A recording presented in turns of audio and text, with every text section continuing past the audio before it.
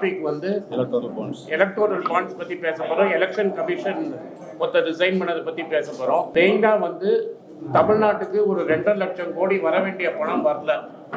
அது எப்படின்னு ராம்குமார்னு ஒரு டாடா இன்ஸ்டியூட் ஆஃப் சோஷியல் சயின்ஸில் இருக்கிற ப்ரொஃபஸர் எடுத்து ஒரு தொகுப்பாக போட்டிருக்கிறாரு. அதை தமிழாக்கம் பண்ணி முதல்ல ஒரு வீடியோ காட்டுறோம், அப்புறம் தலைவர் பேசுவார் அதை பற்றி. ஒன்றிய அரசின் நிதி பகிர்வில் காட்டும் பாரபட்சம். இந்தியாவில் மாநிலங்களுக்கு எப்படி வருவாய் பகிர்ந்தளிப்பது என்று பரிந்துரைக்கப் போகும் 16வது நிதி ஆணையம் அதிகரித்து வரும் நிதி பகிர்வில் உள்ள பாரபட்சம் குறித்து நியாயமான தீர்வுகள் காண வேண்டும் என்று காங்கிரஸ் கோரிக்கை வைக்கிறது. சுருங்கி வரும் மொத்த பகிர்வு நிதி, அதிகரித்து வரும் செஸ் மற்றும் இதர வரியினால் மாநிலங்களுக்கு பகிர்ந்தளிக்கப்பட வேண்டிய மொத்த பகிர்வு நிதி சுருங்கி வருகிறது. 2009-2010 ரூபாய் 7,559 கோடியாக இருந்த செஸ் மற்றும் இதர வரி 2024 மற்றும் 25 அது 7 லட்சம் கோடியாக உயர்ந்துள்ளது. பெருகி வரும் மாநிலங்களின் சுமை. ஒன்றிய மற்றும் மாநில அரசுகள் இணைந்து செயல்படுத்தும் மக்கள் நல்வாழ்வு திட்டங்களுக்கு ஒன்றிய அரசு பிரதமரின் புகைப்படங்களை ஒட்டச் சொல்லி வற்புறுத்தி வருகிறது. இதுபோன்ற திட்டங்களில் 40% நிதி மாநிலங்களின் பங்கு இருக்கிறது என்பது குறிப்பிடத்தக்கது. இந்திய பொது தணிக்கைத்துறை ஒன்றிய அரசு மீது வைக்கும் குற்றச்சாட்டுகள். 2023ஆம் ஆண்டின் அறிக்கையின்படி செஸ் வரி மூலம் திரட்டப்பட்ட பெரும்பகுதி நிதி பொது கணக்கு சேமிப்பு நிதிக்கு பரிமாற்றமாகாமல் இதர திட்டங்களுக்கு முறைகேடாக பரிமாற்றியதாக இந்திய பொது தணிக்கைத்துறை குற்றம் சுமத்தியுள்ளது. 2-3 கருத்துக்களை தான் நான் முன்வைக்க விரும்புகிறேன். பின்னர் உங்களுடைய கேள்விகளுக்கு நான் விடையளிக்கிறேன். இந்தியா இப்பொழுது ஒரு இன்ஃப்ளெக்ஷன் பாயிண்டில் இந்தியா இருக்குன்னு நான் நினைக்கிறேன். இந்திய அரசியல் பாஜகவுடைய பாராளுமன்ற உறுப்பினர் கர்நாடகாவிலிருந்து அனந்த் ஹெக்டே நேற்று ஒரு அறிக்கையை விட்டிருக்கிறார். 2/3 மெஜாரிட்டி, 3/2 பங்கு பாஜக வென்றால் இந்தியாவுடைய அரசியல் சாசனத்தையே மாற்றி எழுதுவோம் என்று அவர் கூறியிருக்கிறார். எப்படி மாற்றுவார்கள், என்ன எழுதுவார்கள் என்பதெல்லாம் அவர் வெளிப்படையாக சொல்லவில்லை. ஆனால் அவர்களுடைய நோக்கம் என்ன என்று நமக்கு எல்லாம் நன்றாக தெரிகிறது. இந்தியாவுடைய பன்முகத்தன்மை, இந்தியாவுடைய மதச்சார்பின்மை, இதுக்கெல்லாம் ஒரு முற்றுப்புள்ளி வைத்து இந்தியாவை ஒரு ஹிந்து ராஷ்டிராவாக அறிவிக்க வேண்டும் என்பதுதான் அவர்களுடைய விருப்பம்.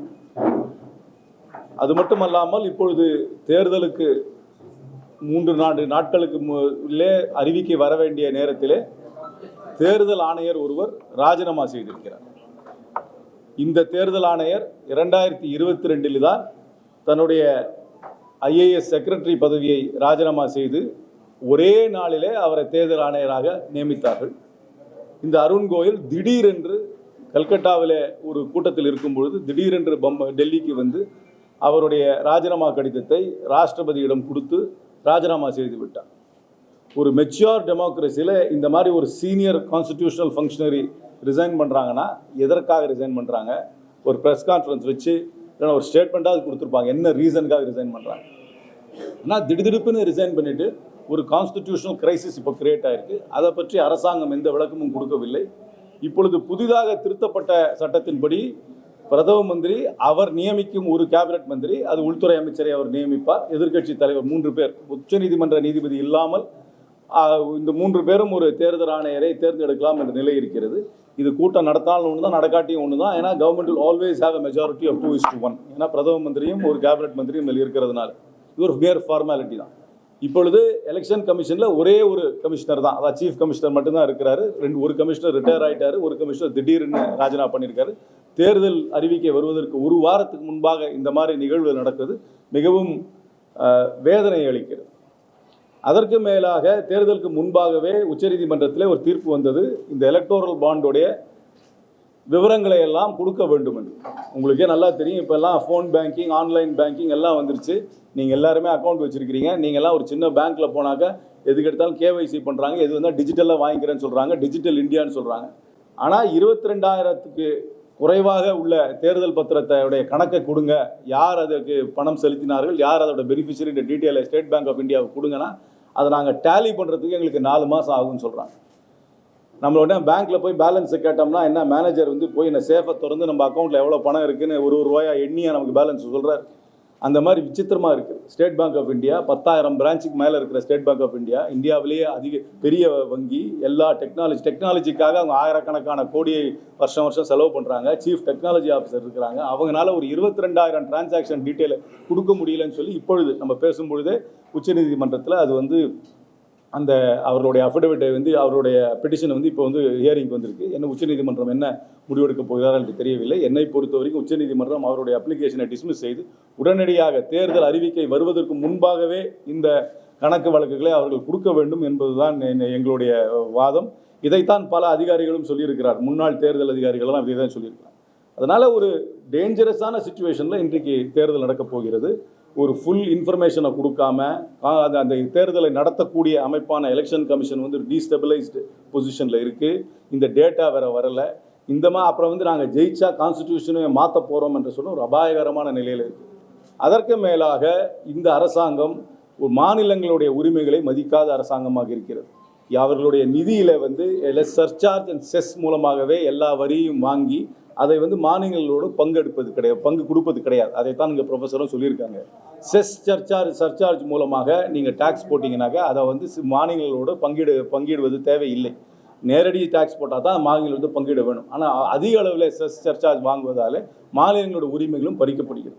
இதையெல்லாம் மையமாக வைத்து தான் இந்த தேர்தல் நடக்கப் போகிறது. அதனால் இந்தியாவுக்கு ஜனநாயகத்தை காப்பாற்ற வேண்டும், இந்தியாவுடைய அரசியல் சாசனத்தை காப்பாற்ற வேண்டும், இந்தியாவுடைய பன்முகத்தன்மையை காப்பாற்ற வேண்டும், இந்தியாவுடைய மாநிலங்கள் உரிமைகளை காப்பாற்ற வேண்டும் என்றால் இந்த அரசாங்கத்திற்கு மாற்றாக ஒரு அரசாங்கம் வர வேண்டும் என்பதற்காக தான் இந்தியா கூட்டணி பாடுபட்டு கொண்டிருக்கிறது. கொஞ்சம் இருங்க சார், கொஞ்சம் இருங்க. Okay, you can start asking questions. Yeah, கேள்விங்க.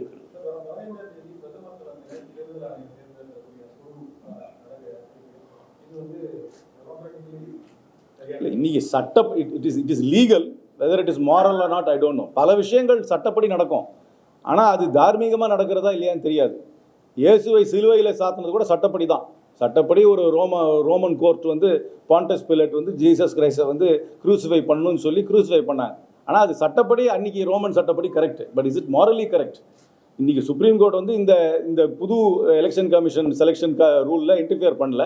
அந்த புது ரூல் படி ஒரு பிரைம் மினிஸ்டர் அவர் சூஸ் பண்ணுற கேபினட் மினிஸ்டர், அது ஹோம் மினிஸ்டரை சூஸ் பண்ணியிருக்கார். எதிர்க்கட்சி தலைவர், பார்லிமெண்ட்டில் லார்ஜஸ்ட் பார்ட்டியோட லீடர், ஆப்போசிஷன் பார்ட்டி லீடர் 3 பேர். ஆனால் இது ஃபார்மாலிட்டி தானே. The majority is already proven 2-1 in favour of government. அதனால் கவர்மெண்ட் யாரை விரும்புகிறார்களோ அவர்களை தான் அவர்கள் நியமிப்பார்கள். அதனால் இந்த கூட்டம் வந்து ஒரு ஃபார்மாலிட்டி தான். டிசென்ட் நோட் வேணால் எழுதலாம் எதிர்க்கட்சி தலைவர், அவ்வளோதான். தமிழக அரசு செயல்படுத்தினாலும் நிதி பகிர்வு வந்து உரிய நிதி கொடுக்கலன்னு சொல்லி பட்ஜெட் மூலமா கூட தெரிவிச்சாங்க.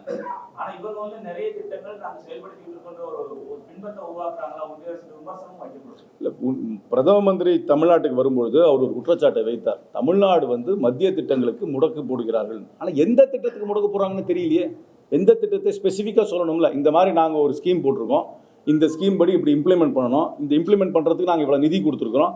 ஆனால் கிரவுண்டில் இம்ப்ளிமெண்ட் பண்ணுற இன்ஃப்ராஸ்ட்ரக்சரை வச்சிருக்கிற, கிரவுண்டில் இம்ப்ளிமெண்ட் பண்ணுற பியூரோக்ரஸியை வச்சிருக்கிற ஸ்டேட் கவர்மெண்ட் இதை இம்ப்ளிமெண்ட் பண்ண மாட்டேங்குதுன்னு ஏதாவது ஒரு ஸ்பெசிஃபிக் ஸ்கீமை மத்திய அரசாங்கமோ மத்திய அரசாங்கத்தை சார்ந்த அமைச்சர்களோ இல்லை மத்திய அரசாங்கத்தை சார்ந்த அரசியல் கட்சியோ சொல்லியிருக்காங்களா?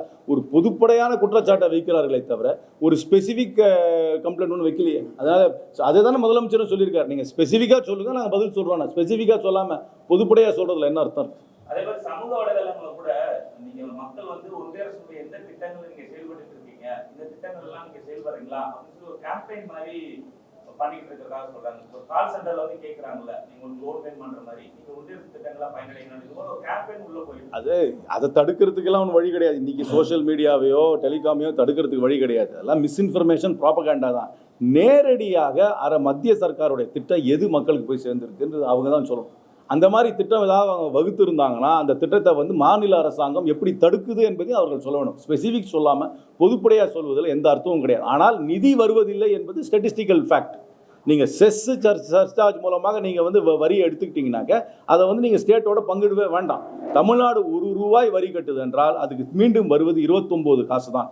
ஆனால் உத்தரப்பிரதேசம் ₹1 வரி கட்டுறாங்கன்னா அவங்களுக்கு திருப்பி வர்றது ₹2.73 இது fact. It's an economic fact. இதை வந்து பல தமிழ்நாட்டில் முன்னாள் நிதியமைச்சர் சொல்லியிருக்கிறாங்க, இன்னைக்கு இருக்கிற நிதியமைச்சர் சொல்றாரு, கர்நாடகா சொல்லுது, கேரளா சொல்லுது, எல்லாருமே சொல்றாங்க. அதனால the devolution of funds to the states is very unfair. The federal ஸ்ட்ரக்சரே வந்து ஒரு கேள்விக்குறியாக இருக்குது. அவர்கள் வந்து ஒரு யூனிட்டரி கவர்மெண்ட் நடத்த வேண்டும், எல்லாத்தையுமே சென்ட்ரலைஸ் பண்ணணும், எல்லாத்தையுமே சென்ட்ரல் கவர்மெண்ட் தான் நடத்தணும். அதிகார மையம் வெறும் மத்திய சர்க்காரிடம் இருக்க வேண்டும், மத்திய சர்க்காரில் கூட அமைச்சரவையிடம் இருக்க வேண்டாம், பிரதம மந்திரி அலுவலகத்தில் போய் எல்லாமே இருக்க வேண்டும் என்பதுதான் அவருடைய எண்ணம்.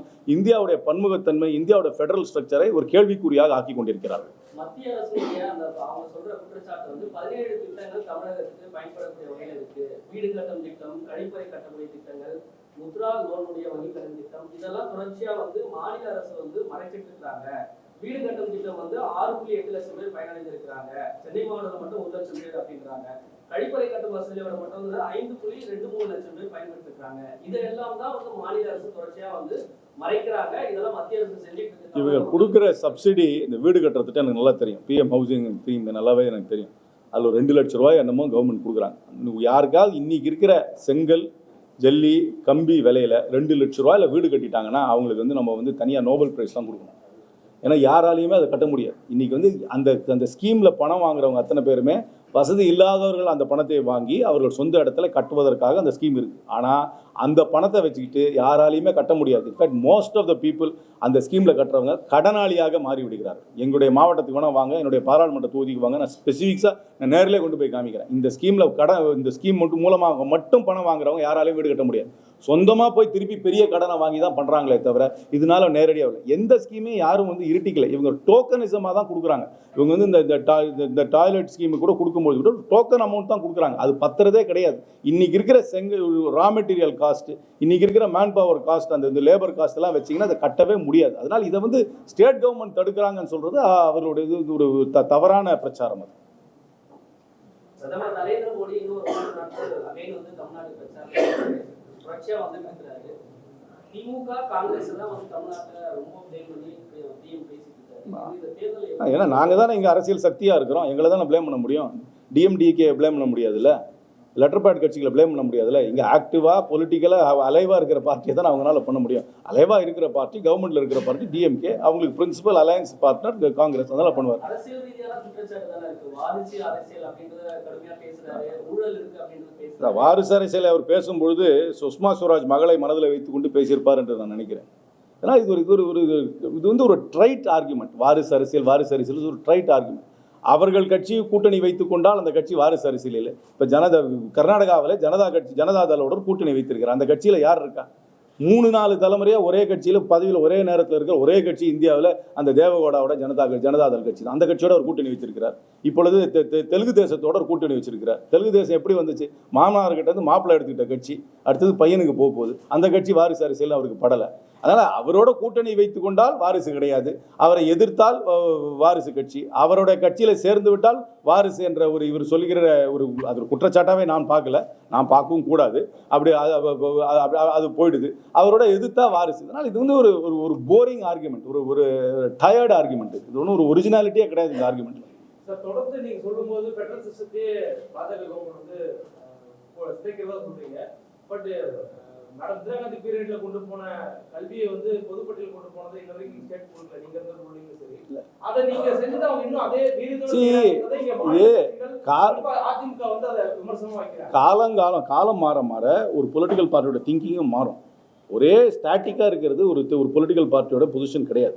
நாங்கள் வந்து எமர்ஜென்சி, நீங்கள் ஏதாவது சொன்னோம், நீங்கள் சர்வாதிகாரம் பண்ணுறோன்னு சொன்னால் நீங்கள் எமர்ஜென்சியை சொல்வீங்க. நீங்கள் எமர்ஜென்சி அப்படி பார்த்தாக்க எந்த ஒரு அரசியல் கட்சியும் எந்த ஒரு திட்டத்தையுமே வந்து விமர்சனம் செய்ய முடியாது. நாங்கள் எமர்ஜென்சிக்கு நாங்கள் வருத்தம் தெரிவிச்சிருக்கோம். இந்திரா காந்தி அவர்களே வருத்தம் தெரிவிச்சிருக்கிறார்கள். நாங்கள் வந்து டெல்லி ராயட்ஸுக்கு மன்மோகன் சிங் அவர்கள் வந்து வருத்தம் தெரிவிச்சிருக்காங்க. ஆனால் இவங்க கோத்ராவுக்கு வருத்தம் தெரிவிச்சதில்லை. அன்னைக்கு இருக்கிற பொசிஷன் இருந்திருக்கலாம். But political parties thinking also evolves. We are committed to a federal structure. We want to give more power to the states. Panchayat Raj கொண்டு வந்தது காங்கிரஸ் கட்சி தான், which was devolution of power. devolution of power பண்ணணும், அதிகார மையம் ஒரே இடத்துல குவிந்து இருக்கக்கூடாது என்பதுதான் காங்கிரஸ் கட்சியோட கரண்ட் திங்கிங். அப்ப காங்கிரஸ் கட்சி டீசென்ட்ரலைஸ் பண்ணுவாங்கங்கறத டெஃபினட்டா மாநிலங்கள் உரிமையை மதித்து மாநிலங்கள் பல முடிவுகளை எடுப்பதற்கு அவர்களுக்கு கண்டிப்பாக அந்த உரிமையை காங்கிரஸ் கட்சி எங்களுடைய கூட்டணி கண்டிப்பாக கொடுக்கும். மாநில கட்சிகள் அடங்கிய கூட்டணி தான் இந்தியா கூட்டணி. சார், வரக்கூடிய தேர்தலில் நாடாளுமன்ற தேர்தல் வேட்பாளராக யாரை நிறுத்த போறீங்க? பிரதமர் வேட்பாளரா? அது ஒரு பெரிய கேள்விக்குறியா இருக்கு இல்லையா? அந்த ஒரு நிலைக்கு காங்கிரஸ் பின்னடைவு இல்லையே. நாங்கள் பல தேர்தல்களை பிரதமர் வேட்பாளரை முன்கூட்டியே சொல்லாமல் வெற்றி பெற்றிருக்கிறோம். ஏன்னா நீ ஒரு கூட்டணி அரசாங்கம் என்று பார்த்தீர்கள் என்றால் 96 தேவகவுடாவை யாருமே பிரதமர் வேட்பாளர் என்று முன்னிறுத்தி தேர்தலை சந்திக்கவில்லை. 2004 நாங்கள் ஆட்சி அமைக்கும் பொழுது கூட மன்மோகன் சிங் அவர்களை நாங்கள் பிரதமர் வேட்பாளர் என்று அறிவித்து நாங்கள் வெற்றி பெறவில்லை.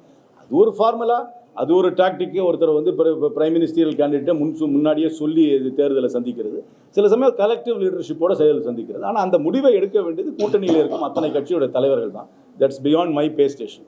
ஒரு வலுவான ஒரு கட்சியா காங்கிரஸ் இன்னைக்கு இல்லாததுதான் பிஜேபியுடைய வளர்ச்சியா பாக்குறீங்களா? இல்லாட்டி அவங்க வளர்ந்தனால நீங்க உங்களுடைய வாக்கு? அப்படி இல்லை. பிஜேபியோட வளர்ச்சி என்பது என்னை பொறுத்த வரைக்கும் ஹிந்தி பேசும் மாநிலங்களில் தான் அதிகமாக இருக்கிறது. ஹிந்தி பேசாத மாநிலங்கள் எடுத்து பார்த்தீங்கன்னா குஜராத்தை தவிர அவங்களுக்கு எங்கேயுமே தனிப்பட்ட மரிமை ஸ்ட்ரென்த் கிடையாது. நான் ஹிந்தி ஸ்பீக்கிங் ஸ்டேட் எக்ஸப்ட் குஜராத்தை பார்த்தீங்கன்னா அவர்களுக்கு செல்வாக்கு நேரடியாக கிடையாது. கர்நாடகாவில் வேணால் ஒரு அளவுக்கு வந்துட்டு போத ஒழிய ஒரு பர்மனன்ட் செல்வாக்கு இருக்கிற மாதிரி தெரியல. இந்த ஹிந்தி பேசுகின்ற மாநிலத்தில் அந்த ஹிந்துத்துவா கொள்கை, குறிப்பாக இஸ்லாமிய மக்களை ஒடுக்க வேண்டும் ஒதுக்க வேண்டும் என்ற அவர்களுடைய நிலைப்பாட்டுக்கு ஒரு செக்ஷன்லேருந்து வரவேற்பு இருக்கிறது. அது சமுதாயத்தில் வேரூன்றி விட்டதால் அவர்களுக்கு அங்கு கொஞ்சம் செல்வாக்கு அதிகமாக இருக்குது. ஆனால் ஹிந்தி பேசாத மாநிலங்கள், அதனால தானே அவசரமாக போய் ஆந்திராவில் ஒரு கூட்டணி வைக்கிறாங்க. தேவையே இல்லை இதுக்கு. பிஜு ஜனதா தளுக்கு அந்த கூட்டணி தேவையே இல்லை. ஆனால் பிஜு ஜனதா தளோட ஒரு கூட்டணி வைக்க முயற்சி பண்ணிட்டு இருக்காங்க. நான் ஹிந்தி ஸ்பீக்கிங் ஸ்டேட்டில் அவங்களுக்கு ஒரு கூட்டணிக்காக தேடிக்கொண்டு தான் இருக்கிறார். பஞ்சாபில் முன்னாடி அகாலிதளோட கூட்டணி வைத்தார்கள், மகாராஷ்டிராவில் கூட்டணி வச்சிருக்காங்க. நான் ஹிந்தி ஸ்பீக்கிங் ஸ்டேட்டில் அவர்களுக்கு ஒன்றும் அவ்வளோ செல்வாக்கில்லை. இது ஒரு ஹிந்துத்துவா பார்ட்டியாக தான் நான் பார்க்கிறேன். இது ஒரு பேன் இண்டியா பார்ட்டியாகவே நான் பார்க்கவில்லை. ஆனால் அவர்கள் சொல்லும் அந்த கருத்துக்கு அங்கே அந்த இஸ்லாமியர்களை வந்து இரண்டாம் கட்ட மக்களாக ஒதுக்க வேண்டும் என்ற ஒரு சிந்தனைக்கு அவர்கள் சிலர் வந்து ஆதரவாக இருக்கிறார்கள். ஸ்டேட் பேங்க் வந்து இப்ப அந்த பெட்டிஷன் வந்து கோர்ட் டிஸ்மிஸ் பண்ணிட்டு மார்ச்சுக்குள்ள ரிப்ளை பண்ண சொல்லிருக்காங்க. 15ஆம் தேதிக்குள்ள ரிப்ளையா டீடைல் கொடுக்க சொல்லிருக்காங்களா? தாக்கல் செஞ்ச உத்தரவு வந்து ரத்து பண்ணிருக்காங்க. எஸ்பியோட வாதங்கள் எல்லாத்தையும் நிராகரிச்சு மார்ச் 15ஆம் தேதிக்குள்ள தாக்கல் செய்யுங்க அப்படின்ற ஒரு உத்தரவு டீடைல கொடுக்க சொல்லிருக்காங்களா? அதை வெல்கம் பண்றேன். அதை நான் வெல்கம் பண்றேன். அதை பண்ணிருக்கலாம். ஏன்னா இவங்க கம்ப்யூட்டரைஸ் டேல வந்து இவங்கனால அந்த டேட்டா கொடுக்க முடியாதுன்றது ஏத்துக்க முடியாது. இந்த இது தீர் அந்த பெட்டிஷன்ல வந்து name of the purchaser of electoral bonds and denomination of the bonds separate ஆகும். Bonds ready by the respective political party separate ஆகும் கேட்டிருக்காங்க. Do you think it is appropriate way to get it because can they match the person who wants? எவ்வளவு பார்ட்டிக்கு எவ்வளவு வந்திருக்குன்னு தெரிஞ்சிரும்ல. செப்பரேட்டா தான் கொடுக்க சொல்லிருக்காங்க. அப்புறம் எந்த பார்ட்டிக்கு யார் கொடுத்துருக்காங்கன்னு தெரிஞ்சிரும்ல. இந்த மாதிரி கொடுக்க சொன்னாங்க. மற்றவங்க எல்லாருக்கும் சேர்த்து 10%, ஒரு பார்ட்டிக்கு 90%. என்ன சொல்றாங்க? யார் பர்ச்சேசர்னு சொல்றாங்க. உங்க பார்ட்டிக்கு எவ்வளவு வந்திருக்குன்னு சொல்றாங்க. இந்த பர்ச்சேசரோட பாண்ட் அங்க போடுதுன்னு சொல்ல வேண்டாம்ன்றாங்களா? நீதிமன்றம் இப்படி தெரிவிக்கிறது நீங்க இல்ல, நான் ஆர்டர் படிக்காம என்னால சொல்ல முடியாது. நீங்க சொல்றத வச்சு என்னால சொல்ல முடியாது. டீடைலா பார்க்கணும், ஆர்டரை பார்க்கணும். But any disclosure is welcome. ஏன்னா இப்போ நோ டிஸ்க்ளோசர்ல இருந்து பார்சல் டிஸ்க்ளோசருக்கு வரும். ஃபுல் டிஸ்க்ளோசர் கொஞ்சம் நாளில் வந்துடும் வச்சுக்கோமே. அட்லீஸ்ட் ஒரு பார்சல் டிஸ்க்ளோசராக வரும். உங்களை மாதிரி 4 மீடியா ஃப்ரெண்ட்ஸ் ஒர்க் அவுட் பண்ணுறதுக்கு எவ்வளோ நடப்பது அது தெரியாது எனக்கு. அதை நான் ஃபுல்லாக படித்தா தான் எனக்கு புரியும். அது அப்படியே பார்ட் டைமாக கூட வந்ததுன்னா கூட இல்லையே, அப்படி நான் பேசவே இல்லையே. அப்படி நான் பேசவே இல்லையே. நான் என்ன பேசுனேன்னு கரெக்டாக கோட் பண்ணிங்கன்னா நான் சொல்கிறேன். நான் தந்தி டிவிக்கு கொடுத்தேன். தந்தி டிவி நிபுணர் இருந்தாங்கன்னா போடலாம். ஆனால் போர் அடிக்கும் 39 நிமிஷம். அது நீங்கள் பார்க்கணும். அதப்போ அதனால் அது கேட்டு நான் அப்படின்னு சொல்லவே இல்லையே. நான் தந்தி டிவியில் தமிழில் தான் சொன்னேன். அதனால் அது கரெக்டாக கேட்படி கோட் பண்ணிங்கன்னா நான் பதில் சொல்கிறேன். நான் என்ன சொன்னேன்? ஒரு ப்ராபகண்டா மிஷினாக பார்க்குறேன். கோபல்ஸோட ப்ராபகண்டா மிஷினாக நான் வந்து மோதியை பார்க்குறேன். ஒரு நல்ல ப்ராபகண்டா மிஷினாக பார்க்குறேன். அவ்வளோதான் ஒழிய வேறு எதுவும் நான் சொல்லலை. ஒரு ப்ராபகண்டா மிஷினாக தான் அன்றைக்கும் சொன்னேன். இன்றைக்கும் அவர் ஒரு ப்ராபகண்டா, அதாவது பொய் பிரச்சாரம் செய்வது தான் ப்ராபகண்டான்ற அர்த்தம் ஆங்கிலத்தில். அந்த ப்ராபகண்டா செய்கிறதுல ஒரு வல்லவராக பார்க்குறேன். பொய் பிரச்சாரம் செய்வதில் கோபல்ஸை போன்ற வல்லவர் என்று தான் சொல்கிறேனே தவிர வேறு எந்த வகையிலையும் அவரை நான் சொல்லவே இல்லை. நான் ஒன்று புரிந்து அதான் நான் பேட்டியில் சொன்னேன். ப்ராபகண்டா பிஜேபியோட ப்ராபகண்டா, மோடியோட ப்ராபகண்டா என்பது பொய் பிரச்சாரம். பொய் பிரச்சாரம் 15 லட்சம் கொடுக்குறேன்னு சொன்னது பொய் பிரச்சாரம். இங்கே வந்து ஸ்கீம்ஸ் அறிவிச்சா அது என்னைக்கா இம்ப்ளிமெண்ட் ஆகுதான்னு யாரும் பார்க்குறதே கிடையாது. இன்றைக்கி அவரோட அறிவிப்பு ஸ்கீமெல்லாம் பார்த்தீங்கன்னாக்க ஆயிரக்கணக்கான கோடிக்கு ஸ்கீம் அறிவிக்கிறார். ஆனால் அது என்னைக்கு இம்ப்ளிமெண்ட் ஆகுது? இம்ப்ளிமெண்டேஷன் யாரும் பார்க்குறது கிடையாது. அதனால ப்ராபகண்டா மட்டும் தான் அவர் பண்ணுறாருன்னு நான் சொன்னேன். You see, the organs of the media are greatly controlled by the ruling dispensation. And because they control the organs of the media in a great number, and because they control the agencies, the criticism against them and the calling out of their falsehoods is limited. Anybody who speaks out against them faces the wrath of the law, as we see it today. So in that way, we are not lacking in courage, we are lacking in the platform. We are lacking in the platform because we are being deplatformed and we are being disadvantaged by it. Sir, பாஜகவோ இந்துத்துவ கட்சிங்கிற விமர்சனம் தொடர்ந்து வைக்கிறீங்க, அதை எதிர்க்கவும் செய்றீங்க. இந்துத்துவக்கு எதிராக அமைச்சர் உதயநிதி ஸ்டாலின் பேசின சனாதன கொள்கையை எதிர்த்து நீதிமன்றங்கள் வழக்கிருக்கு. ஆனா வடநாட்டுல இந்துத்துவாவை எதிர்த்து அவர் பேசுறது வந்து ஒரு பிரபகன் பண்ணப்படுது. காங்கிரஸ் அதுக்கு ஏன் இன்னொரு வட மாநிலங்களே எதிர்த்து ஆதரிச்சு பேசல? வட மாநிலங்களில் என்ன புரிதல் இருக்குன்னு எனக்கு தெரியாது. இங்கே ஒரு புரிதல் இருக்குது, அந்த புரிதலுக்கு நம்ம விளக்கம் கொடுத்துட்டோம். அதனால் அது வந்து முடிஞ்சிருச்சு. இந்து மதத்துக்கோ இந்து நம்பிக்கைக்கோ காங்கிரஸ் ஒன்றும் எதிரி கிடையாது. நாங்கள் வந்து மதச்சார்பின்மை கொள்கையில் இருக்கோம். அரசாங்கம் ஒரு மதத்தை சார்ந்து இருக்கக்கூடாது, அரசாங்க செயல் ஒரு மதத்தை சார்ந்து இருக்கக்கூடாது என்று சொல்கிறோமே தவிர தனி மனிதர்களுக்கு நம்பிக்கை இருக்கக்கூடாது, இறை நம்பிக்கை இருக்கக்கூடாது என்று என்றைக்கும் காங்கிரஸ் சொன்னது கிடையாது. தமிழ்நாட்டில் ஒரு புரிதல் உண்டு, வடநாட்டில் ஒரு புரிதல் உண்டு. அதை விளக்கம் கொடுத்தாச்சு, அந்த இஷ்யூவும் முடிஞ்சு போச்சு. அதனால் தமிழ்நாட்டில் நம்மளுடைய வாடிக்கையாக பேசும் பழக்கத்தை வைத்து வடநாட்டில் யாராவது பிரச்சாரம் செய்கிறார்கள் என்றால் அதனால் எந்த பயனும் அவர்களுக்கு கிடையாது. அவர்கள் வாடிக்கையாக அவர்கள் பயன்படுத்தும் சொற்கள், அவர்களுடைய கருத்துக்களை வைத்து இங்கேயும் அரசியல் நடக்காது. ஒரு மாநிலத்துக்கும் ஒரு அரசியல் இலக்கணம் இருக்குது, அந்த அரசியல் இலக்கணத்துப்படி தான் அரசியல் நடக்கும். மீண்டும் தேர்தலில் போட்டியா? அதெல்லாம் கட்சியோட மேலிடம் தான் முடிவு பண்ணணும். எந்த தொகுதிகளிலே காங்கிரஸ் போட்டியிடும் என்பதை கூட்டணி கட்சியின் தலைமையான திராவிட முன்னேற்ற கழகத்துடன் பேச்சுவார்த்தையின் மூலமாக முடிவு செய்வார்கள். ஒவ்வொரு தொகுதியிலும் யார் வேட்பாளராக இருப்பார்கள் என்பது காங்கிரஸ் கட்சியோட தலைமை தான் முடிவு செய்யும். சமீபத்தில் நிர்வாகிகள் கூட்டத்தில் நீங்க அதே தொகுதியில போட்டியிடக்கூடாது அப்படின்ற மாதிரி அவங்க சொன்னதா ஒரு கட்சிக்கும் ஒரு கருத்து இருக்கும். எல்லா கட்சிக்கும் எல்லா கட்சிக்கும் கருத்து இருக்கும். அதனால் அவங்க கருத்து இருக்கலாம். அதனால அது வந்து எந்த ஒரு மாவட்டத்திலும் ஒரு கட்சிக்குள்ளே பல கருத்துக்கள் இருக்கும். ஜனநாயக கட்சியில பல கருத்துக்கள் பல பேருக்கு இருக்கும். நீங்க சிறப்பா செயல்பட்டதா நீங்க நினைக்கிறீங்களா? மனசாட்சிப்படி செயல்பட்டேன் என்று முழுமையாக நினைக்கிறேன். எனக்கு கொடுக்கப்பட்ட அதிகார வரம்புக்குள்ளே நான் செயல்பட்டேன். என்னால் முடிந்ததை கண்டிப்பாக செய்தேன். யாரையும் சார்ந்தோ யாரையும் வெறுத்தோ எந்த மக்களையோ சமுதாய ரீதியாகவோ மத ரீதியாகவோ ஆதரித்தோ எதிர்த்தோ நான் செயல்படவில்லை. எல்லோருக்கும் பொது பிரதிநிதியாக என்னுடைய பாராளுமன்ற தொகுதியிலே வெளிப்படையான முறையிலே செயல்பட்டேன் என்ற முழு மன நிறைவோடு தான் நான் இருக்கிறேன். Okay.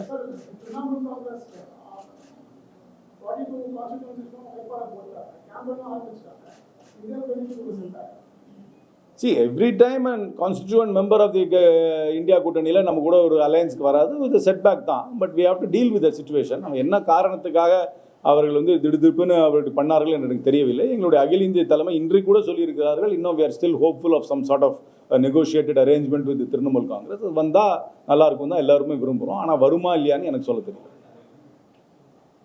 Okay. Anything else? Thank you.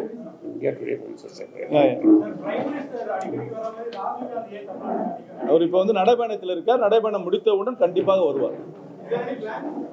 Definitely, Rahul Gandhi will come for the campaign.